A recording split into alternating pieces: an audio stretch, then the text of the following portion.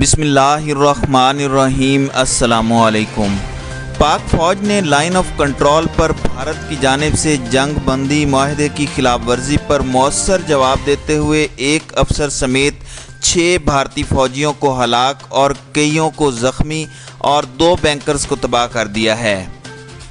پاک فوج کے شعبہ تعلقات عامہ ISPR کے director general DG major general Asif Ghafoor نے ایک ٹویٹ میں بتایا کہ پاک فوج نے لائن آف کنٹرول پر تتا پانی سیکٹر میں بھارت کی جانب سے کی گئی جنگ بندی معاہدے کی خلاف ورزی کا مؤثر جواب دیا ہے۔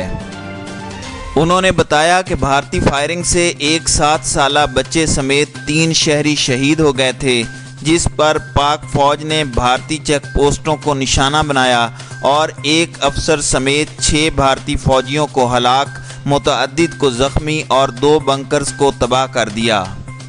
خیال رہے کہ بھارتی فوج کی جانب سے لائن آف کنٹرول اور ورکنگ باؤنڈری پر جنگ بندی معاہدے کی مسلسل خلاف ورزی کی جا رہی ہے اور خاص طور پر مقبوضہ جموں اینڈ کشمیر کے حوالے سے بھارت کے یک طرفہ اقدام کے بعد LOC پر بھارتی خلاف ورزیوں میں مزید اضافہ ہوا ہے۔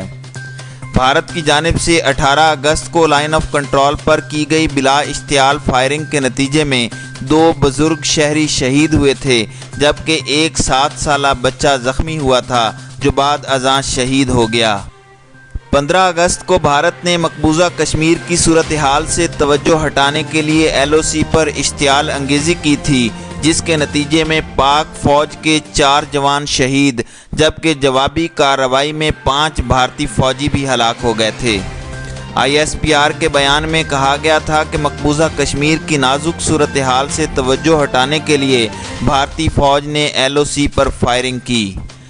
انہوں نے کہا تھا کہ بھارتی فوج کی فائرنگ سے نائک تنویر، لانس نائک تیمور اور سپاہی رمضان شہید ہوئے، جبکہ پاک فوج نے مؤثر جواب دیتے ہوئے 5 بھارتی فوجیوں کو ہلاک کر دیا۔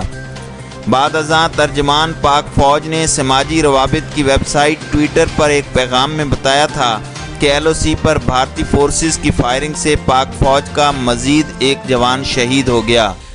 دوسری جانب پاکستان نے بھارتی اشتعال انگیزی اور اس سے 7 سالہ بچے کی شہادت پر بھارتی ڈپٹی ہائی کمشنر کو دفتر خارجہ طلب کر کے احتجاج کیا۔ اس سے قبل گزشتہ روز بھی بھارت کے ڈپٹی ہائی کمشنر کو 2 بزرگ شہریوں کی شہادت کے بعد طلب کر کے احتجاج کیا گیا تھا۔ تاہم آج کیے گئے احتجاج کے بارے میں ترجمان دفتر خارجہ نے بتایا کہ 18 اگست کو لائن آف کنٹرول کے ہاٹ سپرنگ اور چڑی کوٹ سیکٹرز میں بھارتی فوج کی بلا اشتعال فائرنگ سے 7 سالہ بچہ صدام والنور زخمی ہوا تھا، جو بعد ازاں زخموں کی تاب نہ لاتے ہوئے چل بسا، جس پر بھارتی ڈپٹی ہائی کمشنر کو طلب کیا گیا اور جنگ بندی معاہدے کی خلاف ورزی کی مذمت کی گئی۔ ڈاکٹر فیصل کا کہنا تھا کہ بھارتی قابض افواج مسلسل LOC اور ورکنگ باؤنڈری پر 2003 کے جنگ بندی معاہدے کی خلاف ورزی کر رہی ہیں اور شہری آبادی کو آرٹری فائر، مارٹر گولوں اور خودکار ہتھیاروں سے نشانہ بنا رہی ہے اور یہ سلسلہ اب بھی جاری ہے۔ انہوں نے کہا کہ بھارت کی جانب سے سیز فائر کی خلاف ورزی میں غیر معمولی اضافے کا سلسلہ 2017 سے جاری ہے اور اب تک 1970 بار اس معاہدے کی خلاف ورزیاں کی جا چکی ہیں۔ بیان میں کہا گیا کہ جان بوجھ کر شہری آبادی والے علاقوں کو نشانہ بنانا یقیناً قابل مذمت، انسانی وقار اور بین الاقوامی انسانی حقوق کی خلاف ورزی ہے۔